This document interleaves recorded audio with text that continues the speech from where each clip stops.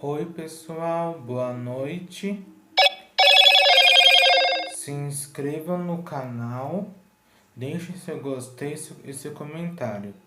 Hoje irei ler o capítulo 35 do livro Um Rosto na Noite. Bora começar a leitura. Este é o livro.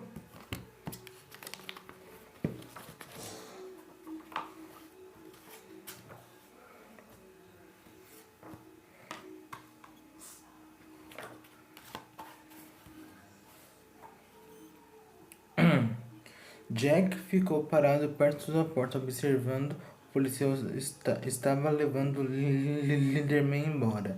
Gentilmente ia conversando com ele e dirigiam-se para a rua Blacker. Segurava o braço de Linderman para que não perdesse o equilíbrio. Jack entrou no prédio, subindo as escadas de 2 em 2 degraus, lentamente. Jack, pelo amor de Deus, Natália estava no hall e falava com ele em voz baixa. Que barulho era esse? Entraram no apartamento e fecharam a porta. Sua orelha está sangrando e a testa também. Ele provocou uma briga, viu alguma coisa pela janela. Não se preocupe. Jack estava no banheiro, lavando o rosto, olhando para a orelha que Natália mencionará.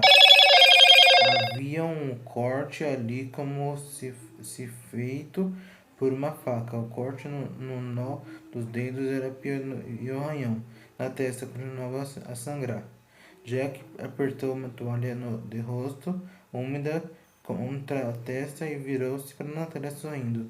Ela estava atônita, as sobrancelhas franzidas. Ele te atacou? Foi isso que aconteceu? Não exatamente. Mas não se preocupe, querida. Acho que agora acabou. Minutos depois, quando Jack estava sentado no sofá com Jack Daniels com gelo nas mãos, perguntava a si mesmo se o caso estaria mesmo acabado. Acabado? Como é que algum dia o caso com Linderman estaria de fato encerrado? Você não quer me contar, Jack? O que foi que lhe disse? Desculpe, é que não me sentia assim desde a última briga que tive com meu pior inimigo, e isso foi quando tinha 12 anos. Jack riu, umedeceu os lábios e bebeu. O uísque tirava o leve gosto de sangue que ainda havia em sua boca. O velho Linderman ainda é capaz de uma boa briga, apesar da idade. Espero que aquele policial falte daqui por uns tempos. Não duvido. Acho que o policial está apenas levando-o para casa, Jack Hill. Linderman está me acusando novamente, é isso. Ouvi quando ele disse que ao guarda que estivera na delegacia hoje. E acho que pode ser verdade. Ele acha que o que é um truque para afastar de mim as suspeitas. Está querendo dizer-me que ele veio tirar satisfações com você aí na calçada? Sim, e pretendia subir para falar conosco. Queria que você ouvisse toda a verdade. Dá para imaginar? Ela ficou em silêncio. Sim, consegui imaginar.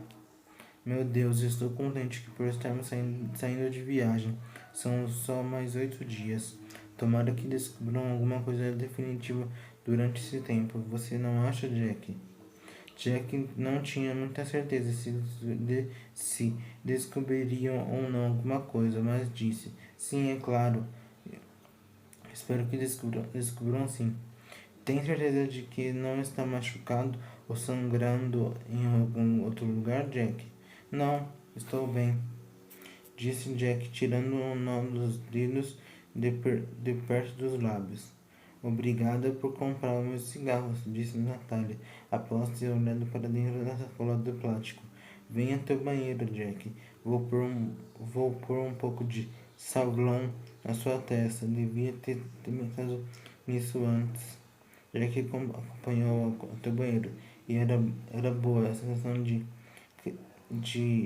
do creme branco contra a pele. A mãe da Natália o comprou na Inglaterra. Sempre havia um pouco dele em casa. O telefone tocou e Natália foi atender. Continuava a ligar, falando bem de Elsie, como se ela fosse membro da família. O telegrama de Sylvia Knoke, recebido alguns dias, emocionará Jack. Realmente trágico e odioso. Estou presa em Atlanta. Do contrário, não estaria com vocês. Meus pensamentos estão com carinho, Sylvia. 2 dias após a briga com Jeremy, Jack e Natalia ouviram no noticiário da televisão às 6 da tarde que Frances Dillon fora encontrada no Bronx e estava sendo interrogada pela polícia. Natalia saiu para comprar a última edição do Post. O jornal reimprimirá o desenho de Jack e dizia que Dillon era reconhecida numa mercearia do Bronx por um jovem que se lembrava das linhas de sua fisionomia, dos cabelos e da boca por causa do cartão publicado dias antes. Dillon usava óculos de sol e estava em companhia de uma amiga. Em companhia de uma amiga. Bem, disse Jack, satisfeito com o pequeno sucesso do cartão. Ele não estava certo quanto à culpa de Fran. Ela poderia ter sumido de West Village, apavorada por causa do seu envolvimento com drogas. Ficou contente pelo fato de Natália ter recebido a notícia com calma também. Vamos ver o que acontece agora, observou Natália. Eles a deteram até que estejam sóbria. Como haviam combinado antes, Suzanne Bailey tirará férias de 2 semanas e viajará para o Maine com o namorado Michael. Telefonará ao saber da morte de Elsie. Lembro-me tão bem dela, dizerá Jack. Perguntará se Linderman estava sendo considerado suspeito, embora não se lembrasse o nome dele. Natália devia ter lhe falado do Linderman. Jack perguntava a si próprio se Suzanne saberia o quanto Natália gostava de Elsie. Provavelmente não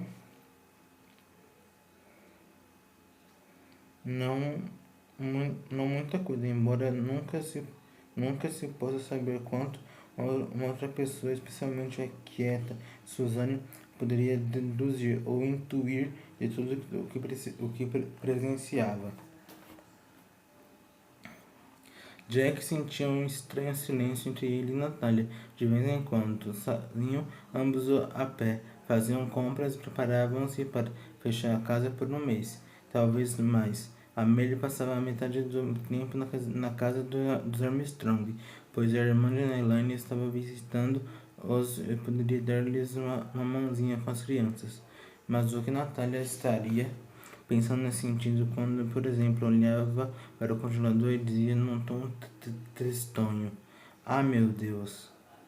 Jack sabia que a geladeira ainda estava bastante cheia, embora tivesse tentado esvaziá-la, e também que Natália não se importava nem um pouquinho com o estado do congelador. Querida, Suzane vai voltar logo após nossa partida. Pode levar o que sobrar para a casa dela. Via nos olhos de Natália, ora uma incerteza, como se os pensamentos estivessem muito distantes dali, ora uma enorme severidade, como se não fosse Jack, seu marido, que estivesse ali, mas outra pessoa. Estaria ela possivelmente preocupada com seus sentimentos? Importa-se-ia com ele e teria amado Elsie mais do que a ele próprio? O amor que sentirá por Elsie teria sido diferente. Natália transará com Elsie, tinha certeza disso. Ele não. jamais desejará estar na cama com Elsie. Não era esse tipo de amor que se nutria por ela, ou teria sido a possibilidade de não ser correspondido, que o levará a assumir a tal atitude. Percebeu que já pensará nisso tudo ao guardar um bloco de desenho em uma das malas. Fora muito bem bom admirar Elsie à distância, como se fosse um quadro ou um desenho assim. Esse raciocínio estava mais perto da verdade. O que teria Natália esperado de sua relação com Elsie e Marion? Será que quando se ama se espera sempre algo mais que a experiência, algo mais que a agradável sensação de se estar apaixonado? Jack imaginava se algum dia faria todas essas indagações a Natália. Você pode atender, Jack? Perguntou Natália no hall da frente. Referia-se ao telefone. Era Marion. Disse que estava falando da casa de sua amiga Mira, bem perto dali, na esquina, e queria dizer a Natália e a ele que haviam apanhado Fran. Ah, sim, ficamos sabendo. É claro que sim. Já faz alguns dias, disse Jack. Não é isso. Ela confessou. Um dos policiais que trabalham com Hercules me ligou aos 20 minutos, contando a novidade. Não acho que foi gentil. Achei que vocês gostariam de saber. Saber a última. Você não está brincando, Marião. Entendendo de que é verdade? Perguntou Jack num tom cauteloso, como se estivesse acreditando. Minha intuição estava certa. Aquela porca. A voz de Marião era calma e séria. E o que essa cidade tem? E o que essa cidade merece? Sou realista, não consigo nem ficar surpresa. Eles se convenceram de que ela está dizendo a verdade. O que Jack queria dizer era: será que Fran não estava delirando? A polícia pareceu bem segura de tudo. Pelo que me disseram, ela viu Elsie e fez aquilo. Impossivelmente. É provável que ainda saia nos jornais de hoje. Conte tudo a Natália. Ela está aqui. Quer falar com ela? Não teria coragem. Quero dizer, desculpe, Jack. Jack disse entendia. Quem era? Perguntou Natália do hall. Marion caminhou. Jack caminhou em direção à mulher. Disse que Franco confessou o crime. Natália regalou os olhos. Verdade, que bom. Verdade? Que bom. Não demorou muito tempo, não. 1 dia e meio. Natália foi até a cozinha e, sem pensar, pegou um pano de prato sobre o encosto de uma das cadeiras e apertou os dedos contra ele. Bom, aquela besta, não consigo sequer chamá-la de animal. Ela é pior que isso. Marion disse que Fran viu Elsie na rua e a matou impulsivamente. Alguém do departamento de homicídios ligou para Marion contando-lhe tudo.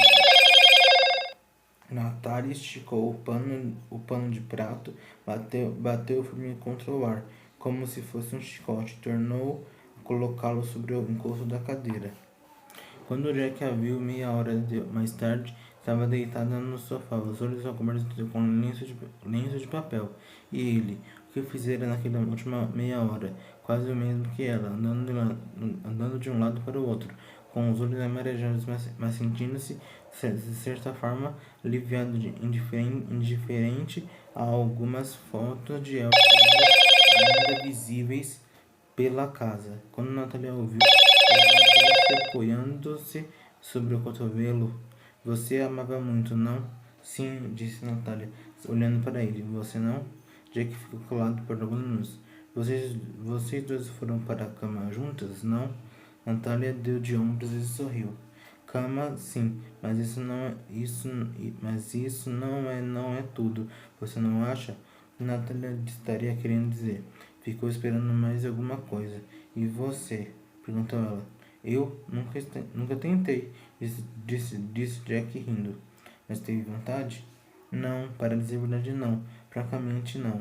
Natália estava sentada, os braços sobre os joelhos, Sorrindo, Jack pôde ler muita coisa no brilho dos seus olhos. Natália perceberá a verdade de tudo, que ele se apaixonará lindamente por Elsie, e que ela o teria recusado se ele tivesse proposto fazer amor, e que, de fato, o ato de fazer amor não era tão importante assim, comparado ao sentido do próprio amor, do próprio carinho. Com um rápido gesto de cabeça, Natália levantou-se como se quisesse dizer: Eu te entendo, você sabe que te entendo. Nem Jack nem Natália se detiveram na leitura atenta dos jornais. Naqueles dias, apenas davam rápidas olhadas. Ela estava no rosto redondo doentio de Frank Dillon, sentada em algum lugar, de camiseta e calça comprida, falando com o policial. Eu ainda tinha ciúmes dela. Eu a odiava. Jack se perguntava se Frank faria alegando insanidade temporária, insistindo que está sob extrema paixão, mas acabou percebendo que não se importava li, com o li, com o que lhe acontecesse. O importante é que apegaram os detalhes que forneceu não deixavam dúvidas quanto à sua confissão. Uma brisa suave de um mundo melhor, certo dia receberão um presente muito mais agradável e satisfatório num envelope em papel manila, remetido pelos Tylers, do interior de Nova York, que estava endereçado a Jack e Natália. Era uma carta com uma fotografia de Elsie, aos 4 anos de idade, sentada num pônei, não um Shetland, mas um pônei comum, vermelho amarronzado, com um macacãozinho azul, meias brancas e sandálias marrons. Os cabelos eram tão loiros que pareciam brancos. Ela sorria com aquela ingenuidade e alegria que tanto Jack quanto Natália viram estampadas várias vezes em seu rosto e nos olhos azuis, brilhando de felicidade. A senhora Tyler escreverá a carta e assinará como Grace Tyler. Abre aspas. É nossa fotografia favorita de Elsie, quando criança. Meu marido mandou fazer uma cópia para que não ficássemos sem nenhuma e achei que vocês gostariam de ficar com uma. Como Elsie adorava andar naquele pônei. Pertencia a um vizinho que emprestava a Elsie e ao seu irmão para brincarem, até que ele cresceu e ficou muito mais rápido que as crianças. Quando estamos tristes, olhamos às vezes para essa foto e sentimos-nos gratos por ter podido desfrutar a companhia de Elsie enquanto possível. Recebam nosso carinho e todo o nosso agradecimento e que Deus os abençoe por tudo o que fizeram. William Tyler acrescentará algumas palavras no final da carta.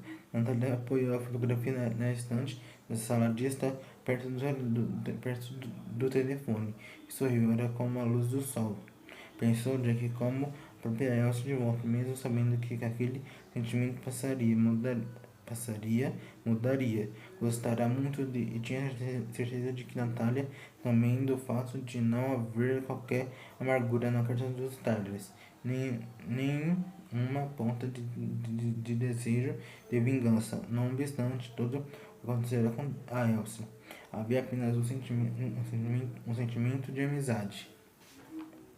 O irmão dela, disse Natália, voltando-se para Jack, não o conheci, mas a mãe de Elsie disse que ele veio para a cerimônia religiosa, sem contudo sentar-se junto deles. E estava tão chocado que não queria falar com ninguém. O irmão de Elsie, Jack sequer sabia seu nome. Talvez Elsie jamais o tivesse pronunciado, embora com certeza tivesse falado dele uma vez ou outra. Jack procurou recompor-se depois de olhar a fotografia. Doíam-lhes as costelas. Qual dos dois vencerá a luta? Não baterá em Linderman, tanto quanto poderia tê-lo feito.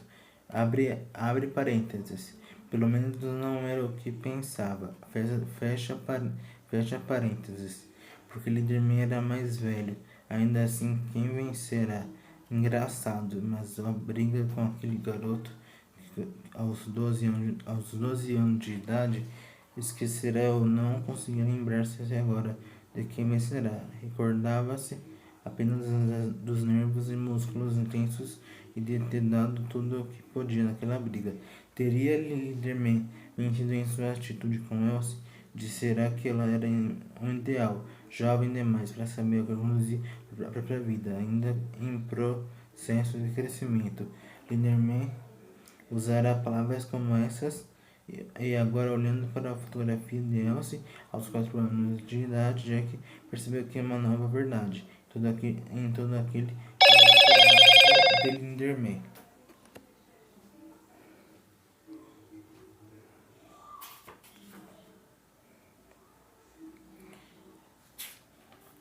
Bem, pessoal, eu vou finalizar a leitura do livro aqui. Capítulo 36.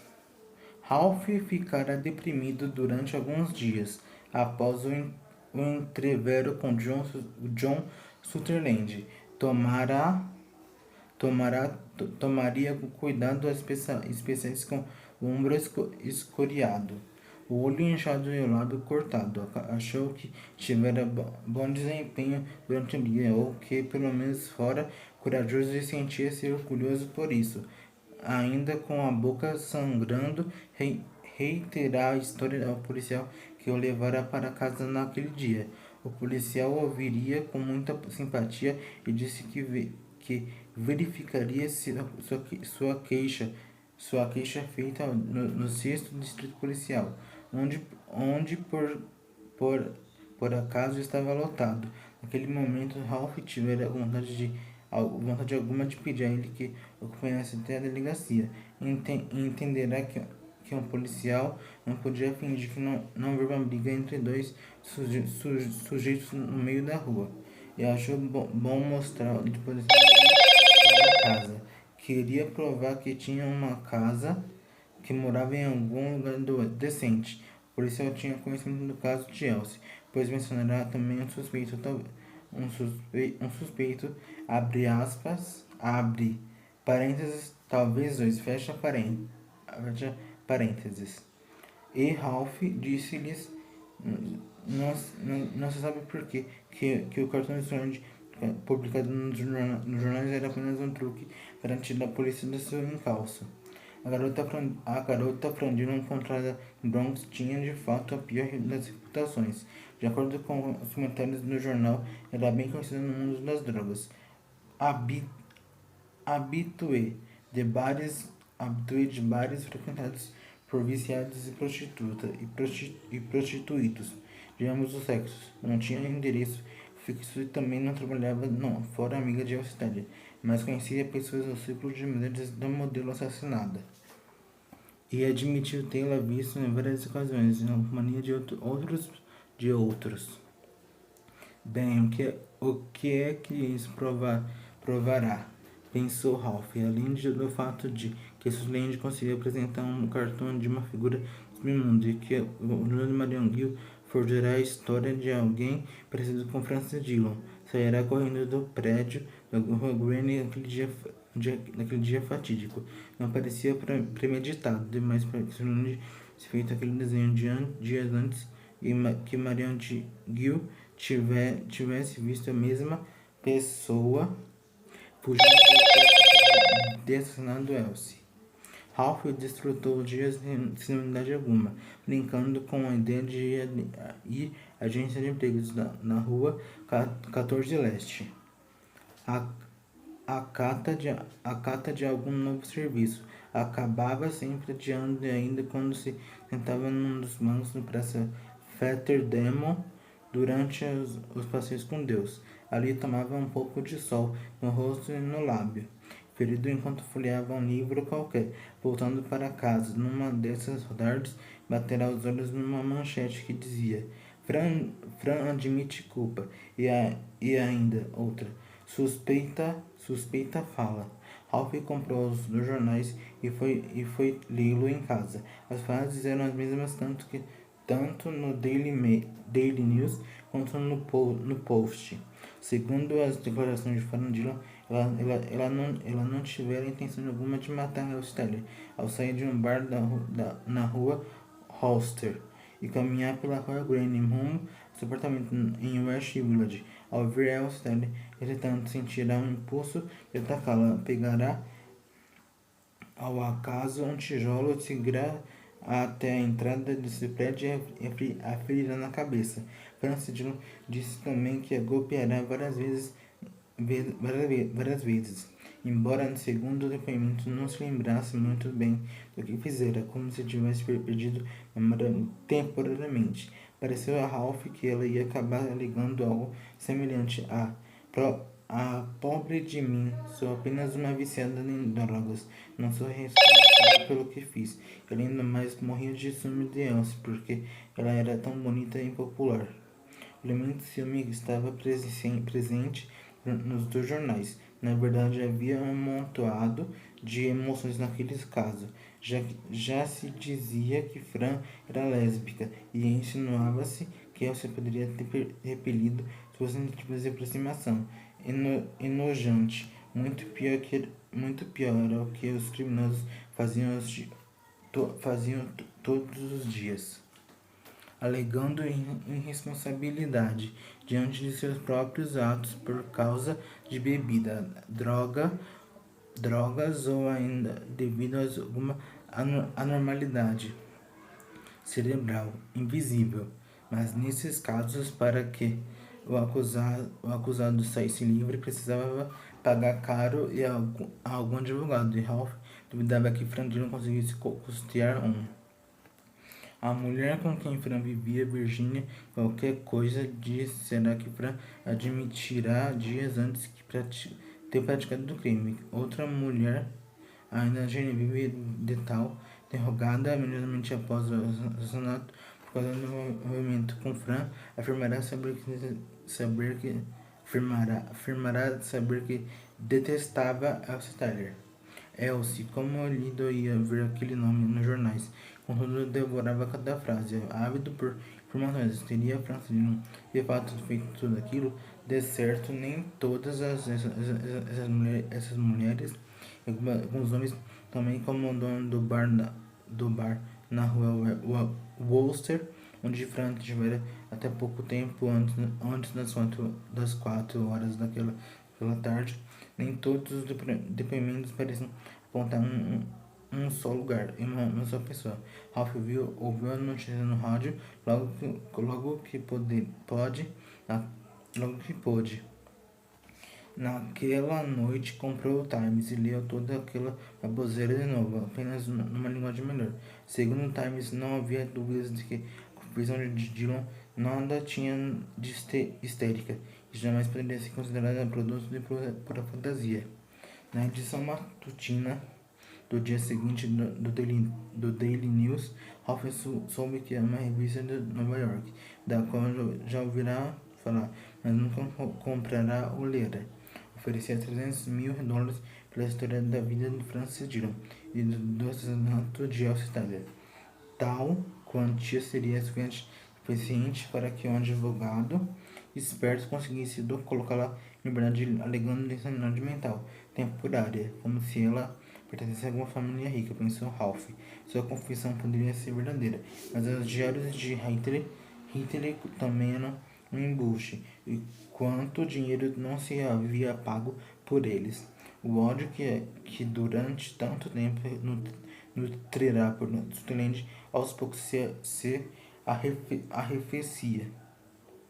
Embora não soubesse por que, sentia-se aliviado mental e fisicamente. Enquanto ficou desempregado, foi duas vezes ao Museu de História Natural, na Rua 69. Adorava o lugar, Parecia sempre haver algo novo exposto, porque o museu era grande demais. Era grande demais para ser visitado num só dia.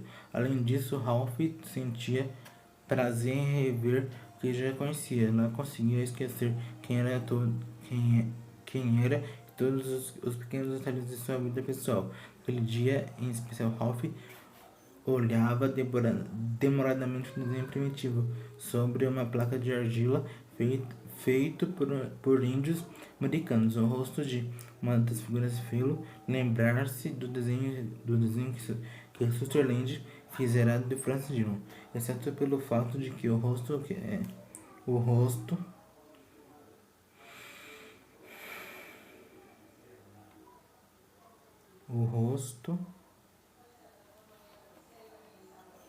pelo rosto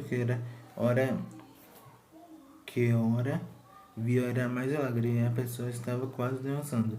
Já devia tê-lo visto, mas agora era como se fosse com novos olhos. Passou a olhar com mais ansiedade outras figuras humanas.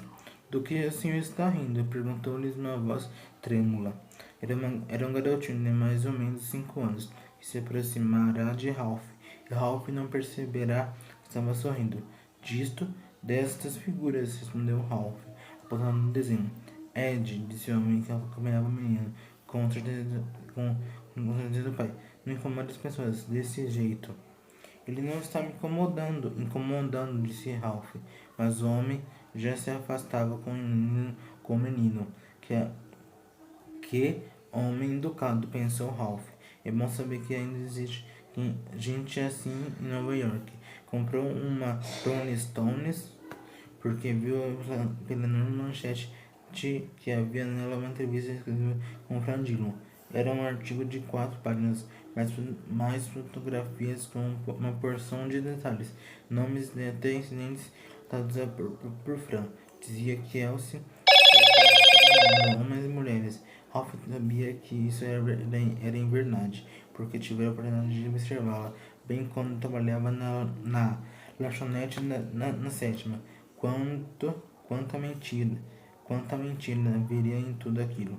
Eram muitos detalhes, como se Fran de longe tivesse propositalmente tentando arranjar justificativa para o que fizera.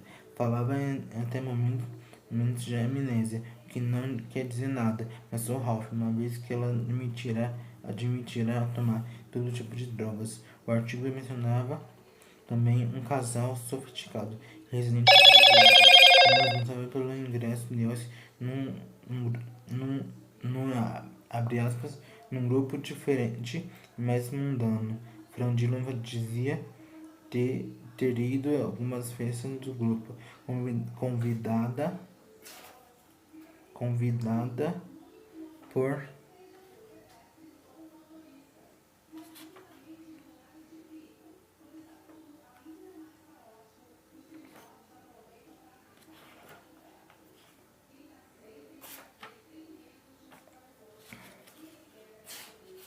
convidada não por Elsie, Tyler, mas por uma amiga da garota assassinada, a pobre Elsie, com o nome ligado a toda aquela ralé. Foi preciso um dia inteiro para que digerisse toda aquela informação. E estranhamente não queria pensar muito sobre o assunto. Confusionamente não era o assassino de Elsie. Não era o assassino de Elsie.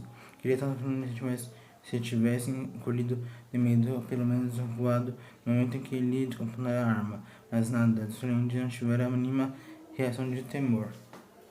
Já era tempo de se apresentar à agência dos empregos. Não ficaria bem deixar passar muitos dias ou semanas sem fazê-lo, sem tentar conseguir alguma coisa. Barbeou-se, pôs camisa limpa, gravata. Não é preciso paletó, pensou. Estava quente. Era certo de 9 horas da manhã e caminhava pelo lado direito da rua 14, direção à agência de empregos. Fazia sol. O ar estava quente e vinha-lhes as narinas, sempre o cheiro de escapamento de carros. graxa e sujeira de toda espécie. Muita gente feia vinha na direção contrária,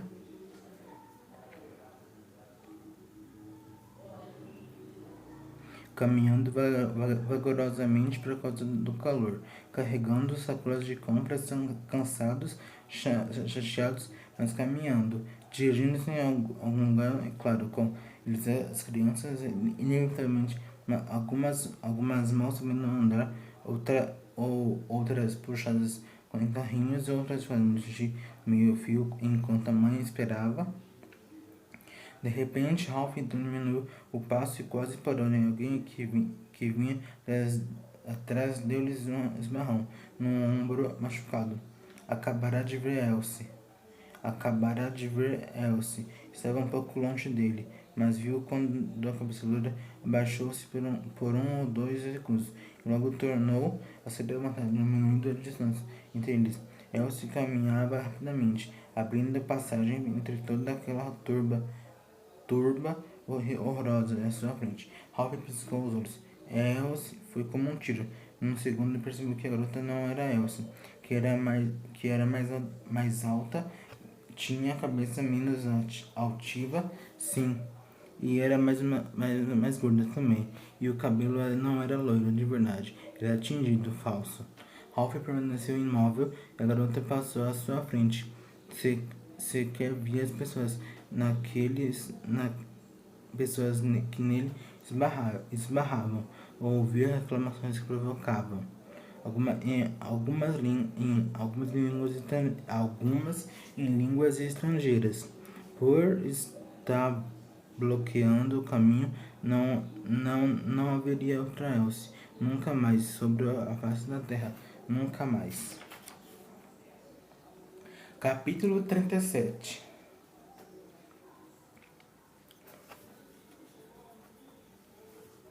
Não deixamos nenhum jornal à vista, mas Jason devia ter encontrado algum, ou ouvido alguma conversa entre mim e Max. Talvez as duas coisas juntas, disse Elaine Armstrong a Jack ao telefone. De qualquer forma, ele contou a Amélia. Sinto muito,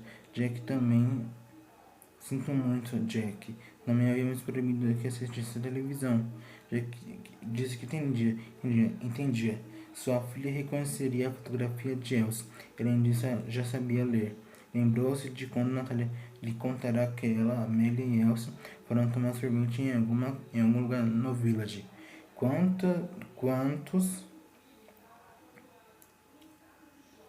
outros aconteceram?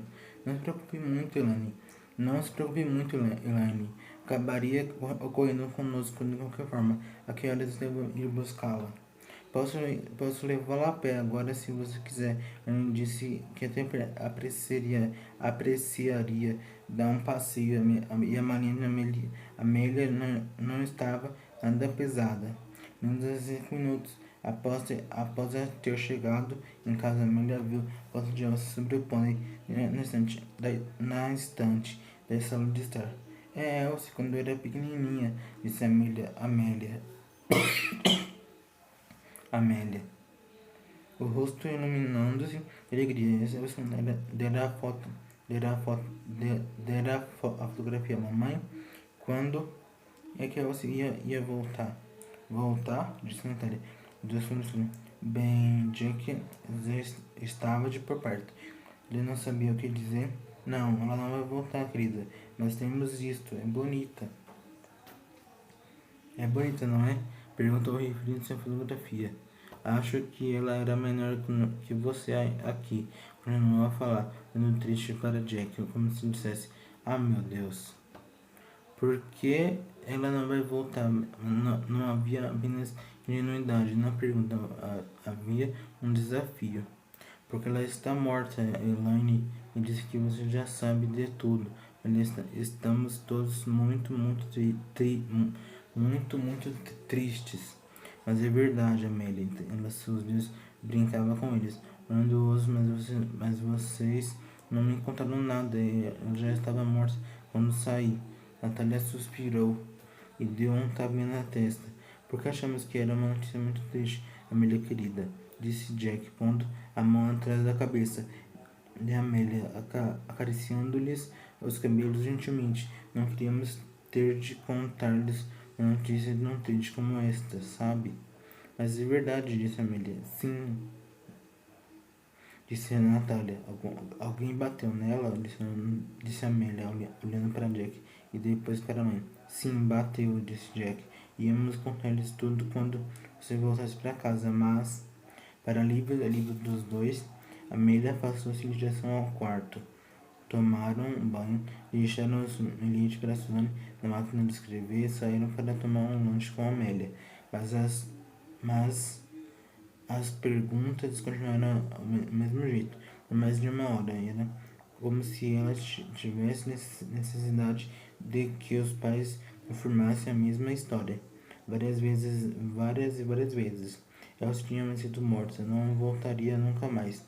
Uma mulher atacara com algum objeto e fora isso que causaria sua morte. A mulher até conhecia o nome Fran, aprendendo Jack e Natália pronunciá-lo.